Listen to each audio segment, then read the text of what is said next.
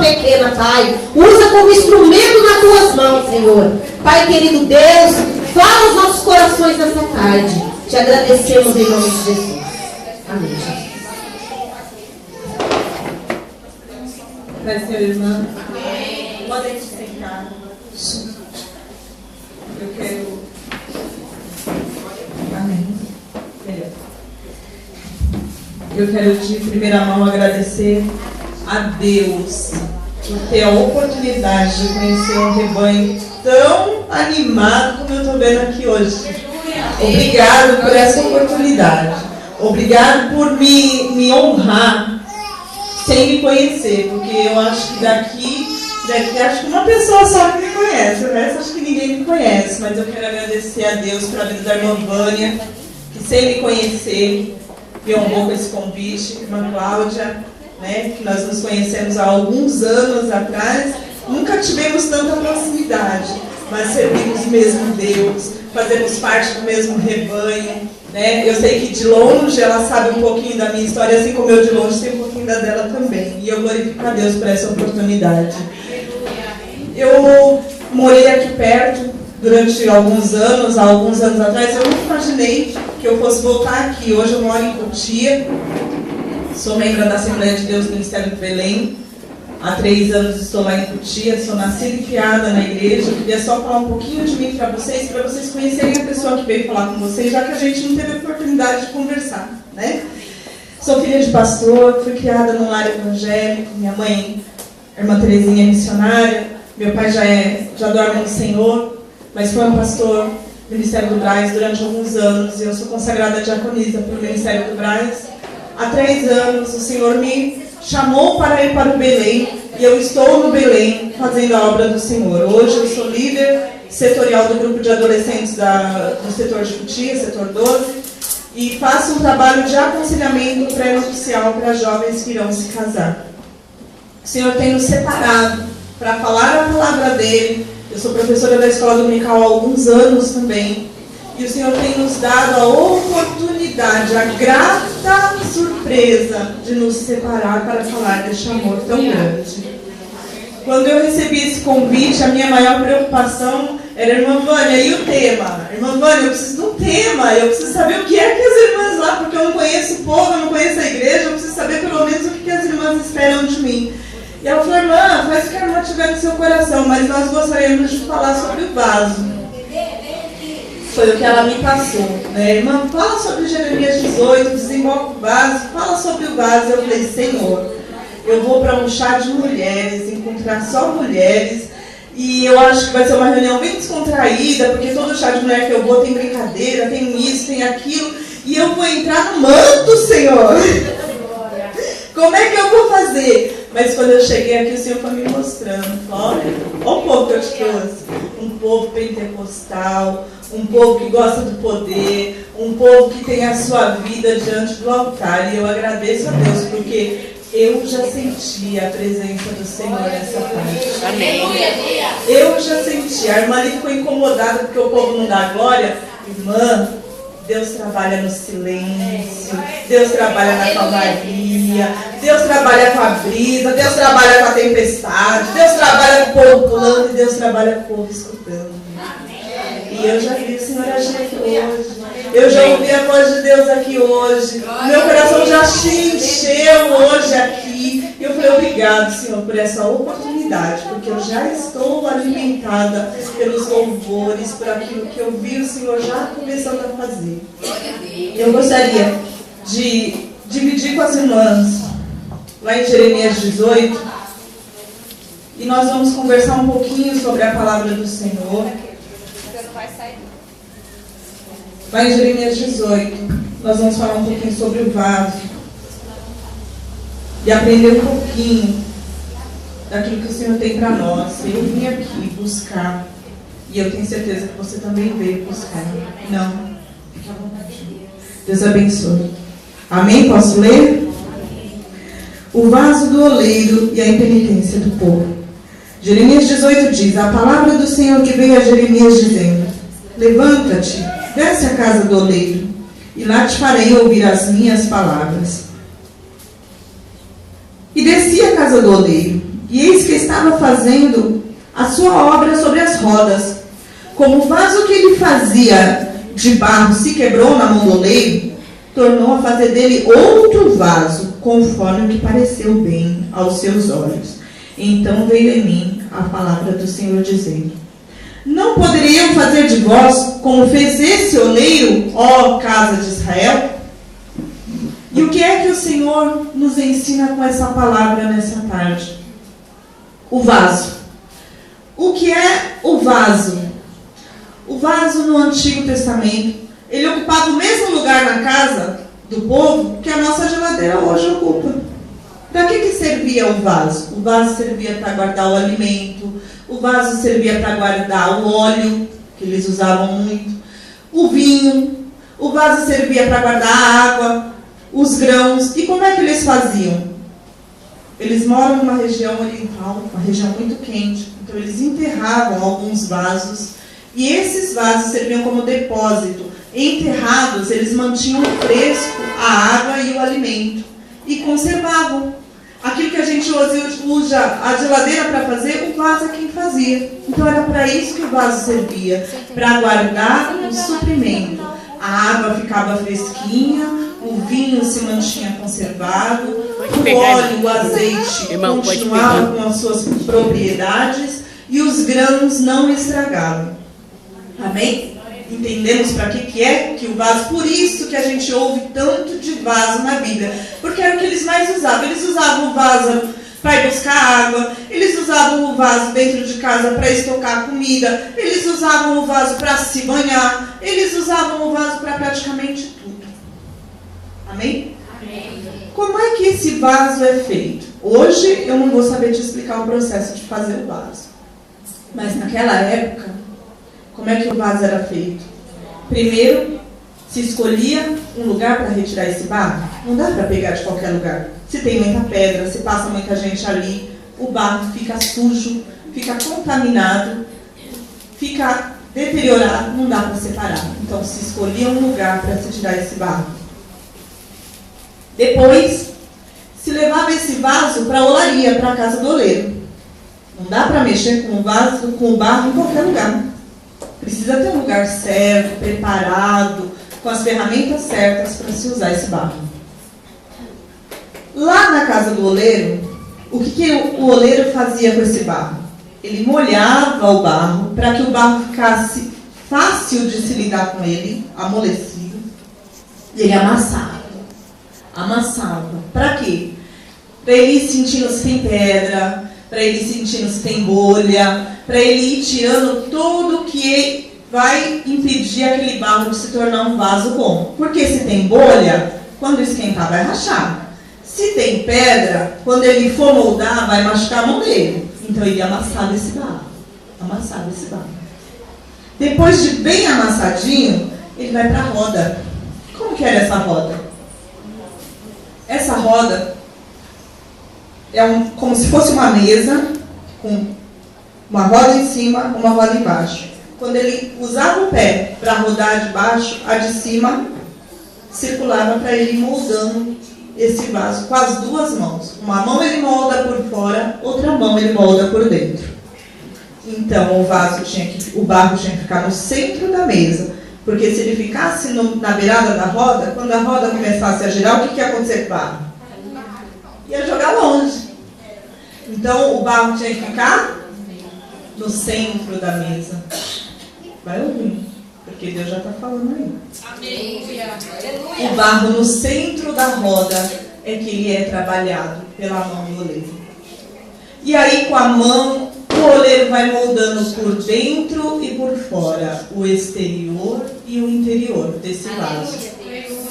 Se tiver alguma bolha que lá no processo ainda ficou, esse vaso vai se desmanchar na mão dele. Se tiver ainda alguma pedrinha que lá no processo de amassar ainda ficou, esse vaso vai machucar a mão dele. E aí ele vai ter que destruir e fazer de novo. E quando esse vaso estiver pronto, esse vaso vai para o fogo. Então ele foi colhido, ele foi separado, ele foi para a casa do oleiro, ele foi amassado, ele foi moldado e agora ele vai para o fogo. Para que o fogo? O fogo é que vai dar resistência para secar aquele barro, para que ele fique resistente, para se tornar um vaso pronto para o uso. Se ele tiver bolha, é agora que ele vai estourar no fogo. Se ele estiver ainda com alguma impureza, é agora no fogo que ele não vai suportar. Então o fogo é a prova onde o barro vira vaso resistente para suportar tanto o vinho, quanto o alimento, quanto a água. E assim é o que Deus faz com nós. Como é que Deus trabalha comigo e com você? Primeiro ele te escolhe.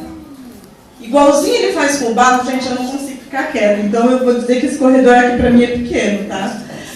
O que acontece? Primeiro o Senhor te separa. Eu, você que está aqui, eu tenho certeza que em algum momento da sua vida, Deus olhou para você no mundo em que você vivia, no meio em que você vivia, Ele falou, eu quero você. É você que eu quero. Eu quero te usar, mas não é isso. Não do jeito que você está. Não com quem você anda, ou como você se movimenta, ou no meio em que você vive. Eu preciso te separar. Porque eu te escolhi para te usar. E depois que Deus te escolhe, Ele não te usa lá do jeito que você está e como você está. Ele precisa te guardar na casa do oleiro. Na casa do oleiro. É aqui. Por que a gente tem que vir para a igreja? Para que a gente vem para a igreja? Eu não posso ser crente em casa? Quantas pessoas a gente ouve falando isso? Para servir a Deus eu não preciso ir para a igreja. Eu sirvo a Deus na minha casa. É aqui a casa do oleiro. É aqui onde Ele tem as ferramentas certas para trabalhar na minha vida e na sua.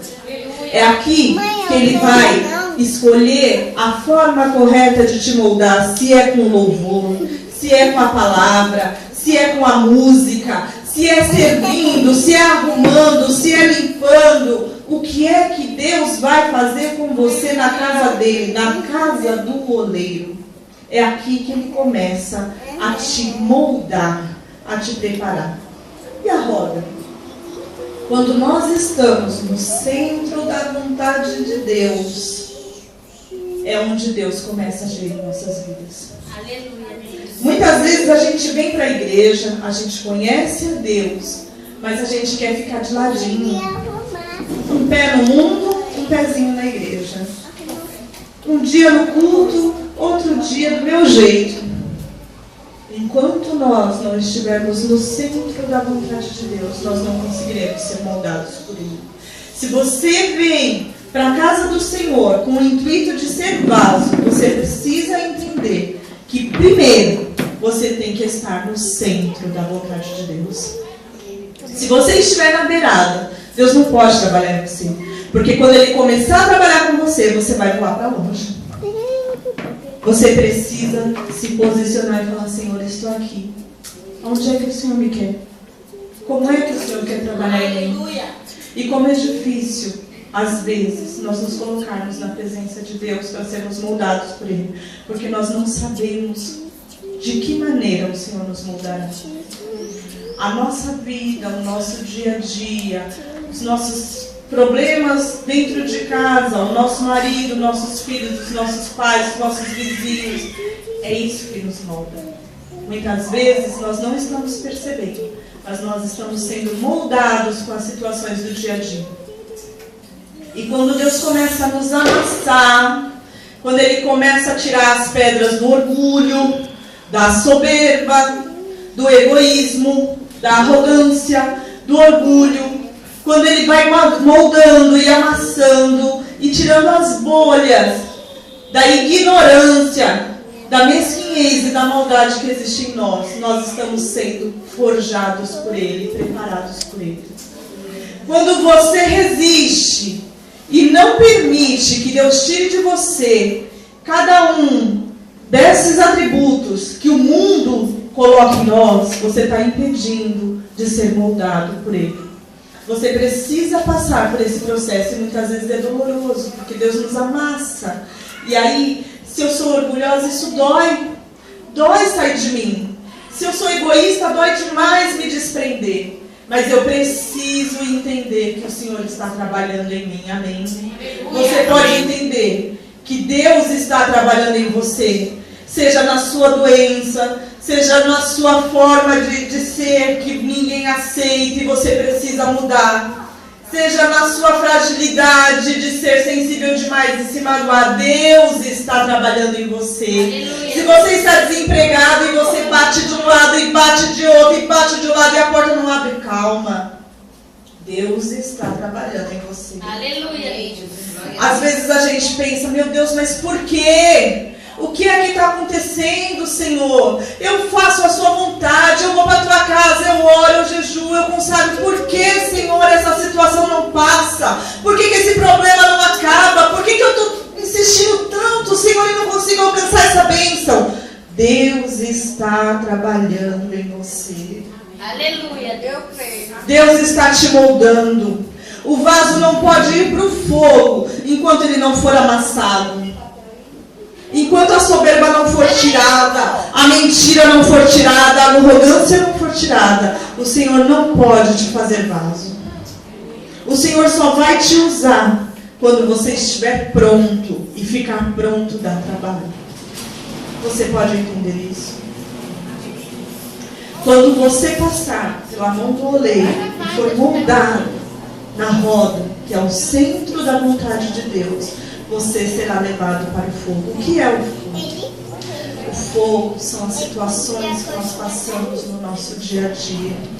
Quando nós somos afrontados pelas pessoas, quando nós somos questionados pelas pessoas, quando nós nos vemos em situações que nós não esperávamos e somos surpreendidos por situações do nosso dia a dia, nós estamos passando pelo fogo.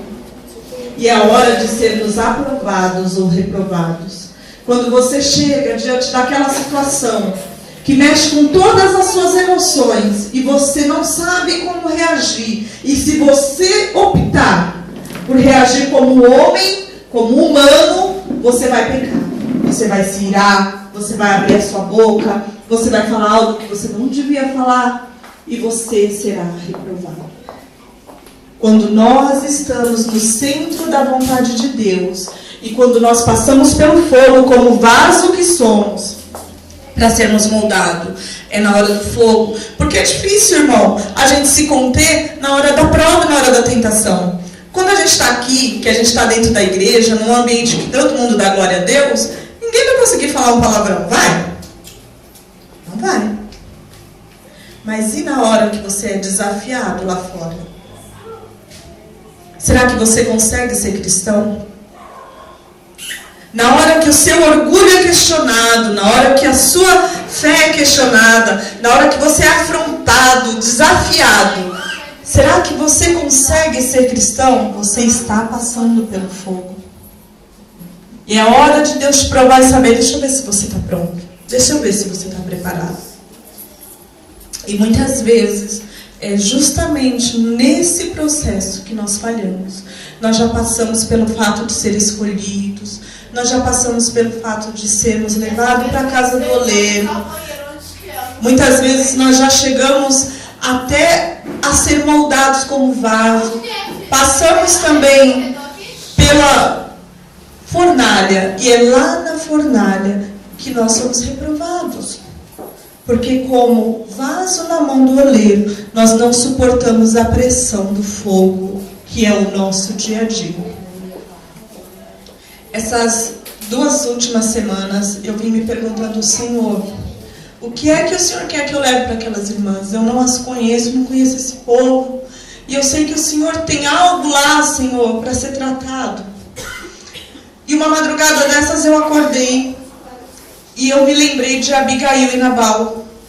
E eu falei, Senhor, mas Abigail e Nabal? E depois eu me lembrei de Dalila também. Somos todas mulheres aqui. Eu não sei se todas somos casadas. Todos somos casados ou as solteiras? Quem é que ainda está esperando? Está esperando no Senhor. Tem mais gente esperando no Senhor? Amém? Eu sou viúva. Amém. Na história de Abigail e Nabal, nós temos um casal que eram servos do Senhor. Caleb tinha sido um dos espias de Moisés. E Nabal veio da casa de Moisés. Veio da casa de Caleb. Abigail era esposa de Nabal. Nabal era um homem rico, um homem poderoso, criador de cabras e ovelhas. Era um homem reconhecido pelo seu poder, mas era um homem que, apesar de vir de uma família tradicional, ele era um homem de coração mau. Era um homem ruim. Um homem egoísta, grosseiro, ignorante, difícil de se tratar e que não ouvia ninguém. Mas a sua esposa, Abigail, a Bíblia diz que ela era bonita e de bom entendimento, ou seja, ela era inteligente. Era mulher de um homem de coração duro e grosseiro. Mas Abigail não se deixou contaminar com a maldade do marido. Abigail não se deixou contaminar com a dureza do coração de Nabal. E quando eu olho para a história de Abigail e Nabal, eu vejo um casal que tinham atitudes muito diferentes nas situações do dia a dia. Naquela época, quando Samuel, o profeta, morreu, Davi foi para o deserto com seu exército. E ele se lembrou, ficou sabendo que Nabal estava por ali, tosqueando as ovelhas dele. Ele se lembrou, peraí, mas esse Nabal, houve uma época em que os pastores dele estiveram perto da gente. E naquela época nós protegemos aqueles pastores e até demos de comer. Hoje nós estamos precisando de um pouco de suprimento. Ele pegou um grupo de soldados e mandou até Nabal e falou, ó, vai, cumprimenta ele. E fala para ele se ele tem alguma coisa para mandar para a gente que a gente está precisando. E Davi resolveu cobrar aquele favor que ele tinha feito de ter ajudado os pastores de Nabal no campo. Quando os soldados de Davi chegaram a Nabal e falaram, olha, Nabal, Davi nos mandou aqui, porque nós estivemos lá no campo com seus pastores, protegendo eles, e ele pediu para a gente falar para você, se você tiver alguma coisa para mandar para a gente, para você mandar. E Nabal olhou para ele e falou assim, mas quem é Davi? Tem tanto servo que foge do seu senhor? Por que eu vou me desfazer de um pouco da minha lã, ou do pouco da carne que eu preparei para mim, para mandar para um homem que eu nem conheço? Ele estava mandando recado para o rei. Ele estava mandando recado para um homem que ele sabia que iria assumir o trono. E ele falou, vou mandar nada para ele não, eu não tenho obrigação nenhuma com ele, se ele fez foi porque ele quis, não vou mandar não. E fechou seu coração. Quando os soldados de Davi chegaram e contaram isso para Davi, Davi se irou. Quer dizer que foi à toa que nós fizemos aquele bem para ele, guardando os pastores dele? Vamos fazer o seguinte, nós vamos dar o troco. Davi pegou 400 soldados e falou, nós vamos subir. E quando a gente subir, eu não quero que sobre sequer uma criança, Nabal. Vai morrer todo mundo. Nós vamos matar todo mundo. Vamos matar o gado, vamos matar as ovelhas, vamos matar os empregados, vamos matar as mulheres, vamos matar as crianças, vamos matar Nabal. E Davi subiu. Acontece que um dos funcionários de Nabal ouviu o que estava acontecendo e correu para Abigail. Abigail se apressa, toma alguma atitude, porque Davi e os seus soldados estão vindo aí. E aqueles homens foram bons para nós quando nós estivermos perto deles. Eles nos guardaram, serviram de muro para nós e nos protegeram. E agora o nosso Senhor os distratou e fez mal para eles. E Davi não vai deixar isso em conta. Davi vai se vingar. Se você tem algo para fazer, Abigail, faça depressa. Porque o nosso Senhor, Nabal, tem um coração duro e ele não ouve ninguém. A esposa de Nabal, que era uma mulher preparada, era uma mulher inteligente, ela não se acovardou. Ela não falou, meu Deus, e agora? Eu vou me esconder. Ah, eu vou correr pro meu marido, vou ver o que fazer. Mas ela foi uma mulher que deu ouvido à voz do Espírito Santo. Ela entendeu o tamanho do mal que o marido dela tinha feito para ele mesmo e para ela. E correu. Pegou da despensa dela. Ela pegou vinho, ela pegou pão, ela pegou pasta, ela pegou comida, ela pegou grão. Preparou os seus jumentos, encheu de suprimento e foi ao encontro de Davi. Quando ela encontrou com Davi já subindo com as tropas, sabe o que ela fez? Ela era uma mulher de poder também, porque ela era esposa de Nabal, um homem rico. Mas ela se prostrou e gritou: meu senhor, por favor, deixa eu falar. Me escuta, meu senhor. Sabe aquele homem lá? Não leva em consideração, ele é louco. Ele é louco, não presta atenção. O erro foi meu, não foi dele. Fui eu que errei. Se eu tivesse visto os seus homens, eu teria mandado a comida. Seja minha a culpa e não de Nabal, meu senhor. Mas não pegue a sua mão para se vingar. Não se vingue, porque você vai subir no reino, Davi. E as suas mãos vão estar sujas de sangue. Deixa que Deus faça com seus inimigos tal qual Nabal. Mas não ponha a sua mão para se vingar. E Davi parou, prestou atenção na posição daquela mulher, se curvando e falou: olha, foi Deus que te mandou aqui. Foi Deus que te mandou aqui. Porque se você não tivesse vindo ao meu encontro, antes de amanhecer o dia, sequer uma criança sobreviveria a Nabal. E eu já lhe teria feito mal, mulher. Mas as suas palavras mudaram o meu coração. E Davi aceitou a oferta daquela mulher e foi embora. Alguns dias depois, Davi subiu o trono. E Nabal adoeceu. Quando Abigail voltou para casa do encontro de Davi, sabe como ela encontrou Nabal? Enquanto os soldados de Davi estavam subindo para matar toda a casa de Nabal, Nabal estava dando uma festa. Ele estava se embebedando e comendo com seus amigos. Ele iria morrer sem sequer saber o mal que ele tinha feito. E Abigail olhou para aquela festa toda, para o marido embriagado, e ficou quietinha no canto dela. Ela esperou. Quando a festa passou, no dia seguinte, ela chamou Nabal e contou: olha, aconteceu assim, assim, assim. E eu peguei o que eu tinha, eu fui. E quando eu fui, tinha vindo ele mais 400 para nos matar. E através da minha oferta, ele se arrependeu e voltou para trás. E Nabal, passado o efeito do vinho, ele acordou e falou assim: nossa, mas o que é que eu fiz? E a Bíblia diz que o coração dele amorteceu. E ele ficou duro como pedra quando percebeu o mal que ele tinha causado. 10 dias depois, Davi já estava no trono e Nabal adoeceu. E a doença de Nabal levou ele à morte. Nabal morreu. E Davi ficou sabendo que Nabal tinha morrido. E quando ele soube disso, ele falou: olha, eu quero que os meus soldados vão lá e falem para aquela mulher que se ela quiser, eu quero que ela desça para ser minha esposa. E eu vou me casar com ela, vou cuidar dela. Eu não vou deixar ela desamparada na viuvez dela.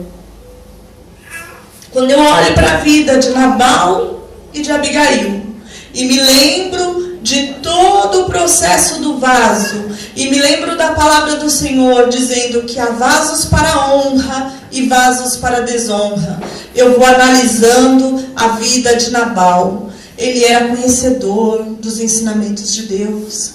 Ele tinha princípios e tinha sido educado para servir a Deus. Mas ele era um vaso de honra? Ele foi um vaso de honra para a casa dele? Ele foi um vaso de honra para a mulher dele? Ele foi um vaso de honra para o homem que seria o rei dele? Ele foi um vaso de desonra. Ele desonrou a sua esposa, ele desonrou a sua família, ele desonrou a sua casa. Mas a atitude de Abigail não foi como a atitude de muitas mulheres. De olhar para o marido e falar: ó, o que você fez? E agora? Você fez, você conserta. Vai lá. Abigail foi sábia.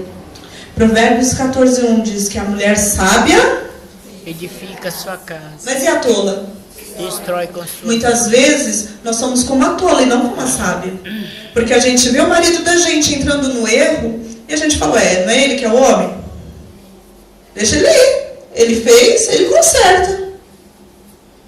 Deus espera que nós sejamos vaso de honra dentro da nossa casa. O comportamento de Abigail na vida de Nabal foi de uma mulher sábia que edificou a casa dela.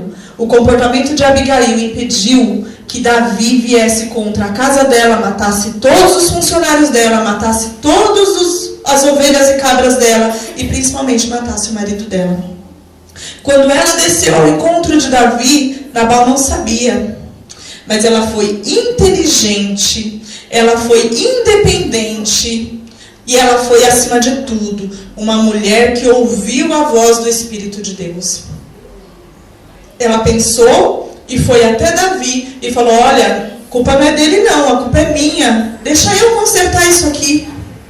Ouvindo a voz de Deus. Se Abigail não fosse uma mulher sábia e preparada, ela teria todo aquele banquete pronto para correr ao encontro de Davi? Ela já tinha sido forjada pelo fogo e estava aguardando. Fisicamente ela tinha todo um banquete já preparado, porque se ela fosse cozer todos aqueles pães, amassar todas aquelas uvas para fazer pasta, cozinhar todos aqueles carneiros, ia dar tempo de Davi chegar e matar todo mundo. Mas ela já tinha a despensa dela preparada. Espiritualmente, estamos vazias ou estamos abastecidas para o dia da miséria que pode vir sobre nós? Nós somos vaso e precisamos estar cheias. Nós somos vaso e precisamos ter o suprimento em nós espiritualmente, porque nós não sabemos o dia mau que poderá chegar sobre nós e temos que estar prontas. Abigail estava pronta. Abigail estava preparada para o dia mau. Ela não ficou desapercebida e pensando: na hora que precisar eu faço. Ela já tinha pronto e preparado. O que há dentro de você como vaso? O que é que você tem guardado em você como vaso? A Bíblia diz que nós somos o templo do Espírito Santo e que o Espírito Santo habita em nós. E como é que eu me encho como vaso na mão do Senhor? Como é que eu me encho para o meu Senhor me usar no dia mau?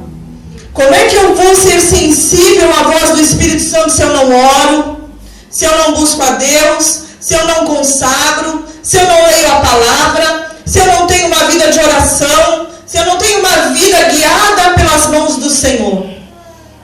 Abigail foi vaso de honra para o senhor dela, que era Nabal. Ela foi vaso de honra para Davi, o rei dela, para que ele não cometesse uma loucura. Ela foi vaso de honra para cada um dos funcionários dela, para que nenhum deles perecesse. E principalmente ela foi vaso de honra para Deus, porque ela foi usada por Deus para impedir que uma desgraça acontecesse na casa dela. Enquanto o marido dela foi um homem louco e imprudente, que soberbamente rejeitou ao rei e foi arrogante, ela estava precavida e preparada e correu, foi sábia, foi madura para parar toda aquela desgraça na hora certa. O Senhor quer nos usar. O Senhor quer nos usar. Assim como aconteceu a Abigail, que depois Deus julgou a causa de Davi e levou a Nabal. E quem é que foi cuidar de Abigail na viuvez dela? Foi o rei. O rei falou para ela: pode vir, que eu vou te tomar como esposa e eu vou cuidar de você e não vou te deixar desamparada. O nosso rei quer cuidar de nós. Amém. O nosso Senhor quer cuidar de nós. Mas estamos prontas para ser vaso de honra para o nosso Senhor, irmãs? Eu te convido a abrir o seu coração nessa tarde e a perguntar: Senhor, eu estou no centro da sua vontade, meu Deus? Será que a minha arrogância, a minha soberba já saiu de mim, ou eu preciso voltar para a casa do oleiro para ser moldada? Será que, Deus, a minha ira, o meu nervoso, a minha falta de paciência não tem sido empecilho para que o Senhor me use na tua casa? O Senhor quer nos usar. O Senhor quer nos preparar para sermos vaso de honra na sua casa. E nós precisamos parar e analisar aonde a obra do Senhor precisa ser completa em nós. Muitas vezes nós estamos falhando em coisas pequenas e damos importância para as coisas grandes. Muitas vezes é no nosso comportamento diário com o nosso marido, de sermos verdadeiras acusadoras, em vez de sermos apaziguadoras como Abigail. Muitas vezes nós estamos sendo vento de contenda, em vez de sermos brisa pacificadora dentro do nosso lar. Muitas vezes os nossos esposos precisam que nós tenhamos a visão espiritual para identificar aonde é que as coisas precisam ser postas nos trilhos. E se nós não formos sensíveis à voz do Espírito Santo, como saberemos aonde mudar? A Bíblia diz, em Gálatas 5, os frutos do Espírito. E quais são os frutos que eu, como mulher, preciso ter em mim? Como esposa, como mãe, como filha, como irmã, como vizinha, como funcionária, como serva na casa do Senhor. O que é que eu preciso mudar em mim? Abra em Gálatas 5, eu quero que você entenda o que é que você precisa encher o seu vaso. Como é que o seu vaso tem que estar para que você realmente reflita a glória do Senhor na sua vida? O Senhor quer te usar, mas se você não se encher, você vai ser usada do quê? Você vai ser usada como? Gálatas 5. Alguém pode ler para mim Gálatas 5, 22, por favor?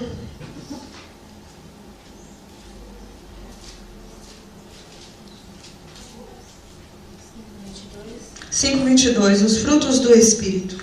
Mas o fruto do Espírito é amor, gozo, paz, longanimidade, benignidade, bondade, fé, mansidão e temperança.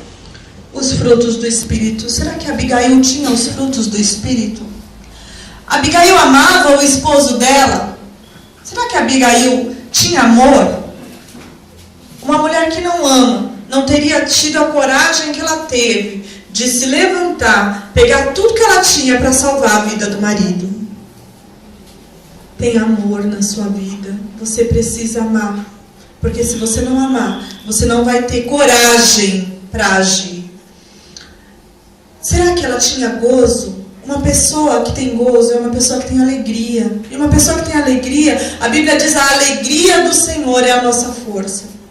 Se nós não formos cheias do gozo de Cristo, nós não teremos força para agir. A Bíblia diz que a alegria do Senhor é a nossa força. E nós precisamos ter essa alegria em nós, para nós agirmos. O terceiro fruto do Espírito é a paz. Se ela não fosse uma mulher que buscasse a paz, ela teria deixado Davi agir. Quanto será que aquela mulher não sofreu na mão de Nabal, por ser um homem de coração duro? Mesmo assim, ela não hesitou em defender a vida dele para ter paz. Longanimidade, paciência. Longânimo é alguém paciente. Se ela não fosse uma mulher com paciência, ela jamais teria conseguido viver com Nabal. Nós precisamos ter paciência com os nossos esposos. Muitas vezes é difícil. É difícil. Principalmente quando eles não têm a Deus na vida deles. Mas a Bíblia diz que nós precisamos coabitar com eles com entendimento. Então temos que ser pacientes para viver. Benignidade é o outro fruto do Espírito. O que é ser benigno? É ser justo, é querer o bem, é querer que as coisas saiam do jeito certo. E Abigail era uma pessoa benigna, porque ela sabia que se Davi fizesse o que ele queria fazer, quando ele se tornasse rei, a mão dele ia estar suja de sangue, com o sangue dos funcionários e do marido dela. E a coisa certa a fazer era impedir que aquela desgraça acontecesse. Abigail era benigna. Bondade, ela era uma mulher bondosa. Ela era uma mulher de coração bondoso. Porque ela procurou fazer o bem, não só para ela. Ela poderia ter usado aqueles jumentos para fugir dali, quando ela recebeu a notícia. Mas ela preferiu ficar e defender a vida de cada um que estava ali. Fé. Se ela não tivesse fé, ela jamais teria ido até Davi. Porque ela ia pensar, eu vou ser a primeira a morrer. A hora que eu chegar na frente de Davi, eu vou ser a primeira a cair. Porque vai começar por mim a desgraça que está vindo sobre a minha casa. Mas ela creu em Deus e enfrentou toda a adversidade ao encontro de Davi. Mansidão. Ela não chegou na frente de Davi com orgulho ou arrogante, dizendo, epa, peraí, onde é que você pensa que você vai? Ela se prostrou na frente de Davi e pediu para ele perdoar o marido dela da maldade dele. E temperança. O que é temperança? É ter bom senso, é ter equilíbrio. Se nós não aprendermos a ter equilíbrio, a ser temperados, nós vamos errar com a nossa boca o tempo inteiro. E ela soube a hora de falar. Quando ela chegou em casa e ela viu que o marido dela estava embriagado, não ia adiantar nada ela ir falar com ele. Quantas vezes a gente vê o nosso marido chegar em casa nervoso, irritado e preocupado, e a gente quer jogar todos os problemas em cima dele? A gente quer dispensar. Quando eu dou o curso pré-nupcial, a gente usa um material de apoio que nos ensina algumas técnicas, né? Como esposas, nós precisamos buscar conselhos. E uma delas, que eu sempre ensino para as minhas moças, é o seguinte: quando você se casar e você tiver seus problemas do dia a dia, cortou a luz, a conta veio mais alta esse mês, a criança brigou na escola, você fica o dia inteiro esperando o marido chegar para resolver o problema. Não é assim que a gente faz? O marido vai chegar, vou contar para ele vai ter que dar um jeito disso aí. Quando o marido entra pela porta, você não pode despejar. Ele também está vindo cansado, esgotado, nervoso com o chefe, pensando nos problemas. Ele vai entrar a porta dentro e aí eu ensino para as minhas meninas. Quando ele entrar, você fala, quer tomar um banho? Sua cabeça está assim, ó, com o problema. O que eu vou fazer? Como é que eu vou contar para ele que eu gastei o dinheiro de pagar a conta e agora eu vou ter que falar? Mas você não fala para ele na hora que ele entra. Você fala para ele, quer tomar um banho? Quer comer alguma coisa? Aí você serve o seu marido, dá um prato para ele, ajuda ele lá, né? Esse dia você tem que caprichar, você até põe o prato para ele, leva, põe um suquinho, quer uma saladinha? Ele vai desconfiar. Mas aprenda uma coisa, nunca leve um problema para um homem de estômago vazio. Jamais conte um problema para um homem que ainda não comeu. Um homem, depois que come, depois que toma banho, ele entra na zona de conforto.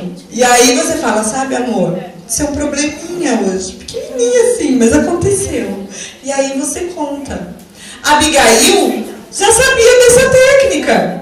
Porque quando ela chegou em casa com aquele baita problema, sabendo que ela tinha acabado de impedir um exército de 400 homens, ela podia ter chegado e falado, cheguei, agora é a vez dele. Agora ele vai vir comigo. Mas quando ela olhou e viu que o marido dela estava embriagado e comendo, ela falou, deixa ele quieto. Deixa ele aí.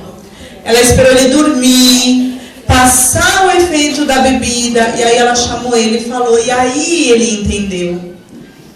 Sabe o que ela fez? Ela teve temperança, ela teve equilíbrio. Ela pensou bem e falou, não é a hora de eu falar. E muitas vezes nós não sabemos a hora de falar. Falamos na hora errada. Ela poderia ter chegado lá na frente de todos os amigos dele e envergonhado ele, dizendo o que ele tinha feito de errado. Mas ela falou, não, deixa ele quieto. Depois sozinho, quando ele acordar eu conto.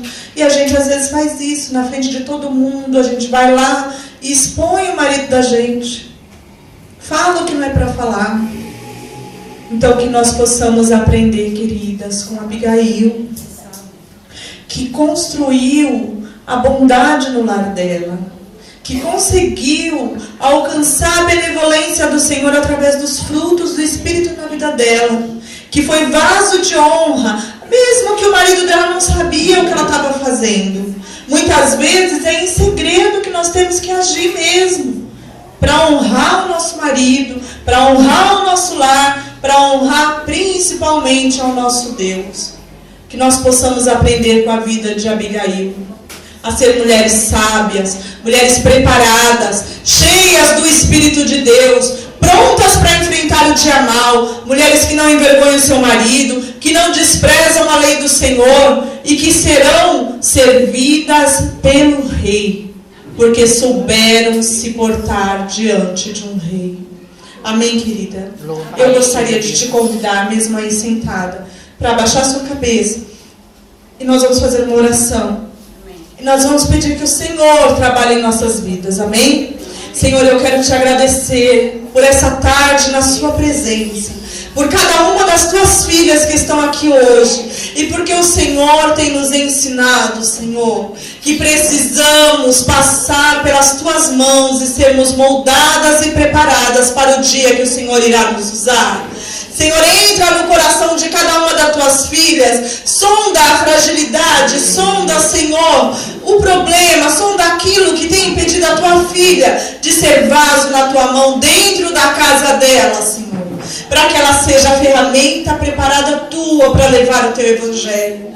Eu quero te pedir por cada mulher aqui nesta tarde, Senhor, que o Senhor venha fazer delas Abigails na sua presença, que elas possam ser mulheres sábias, cheias de virtude, mulheres que entendem os seus maridos e que acompanham-os de longe e que os protegem através da oração delas, que elas possam edificar o lar delas através da palavra e através da oração, que sejam mulheres, Senhor, valentes e virtuosas, corajosas como Abigail, mas que sejam mulheres, que sejam verdadeiros soldados na tua presença. Senhor, eu quero te agradecer, porque o Senhor tem nos ensinado nessa tarde a te servir com prioridade e com sabedoria. Nós te louvamos em nome de Jesus. Eu agradeço essa oportunidade em nome de Jesus e peço que as irmãs orem por mim. Amém.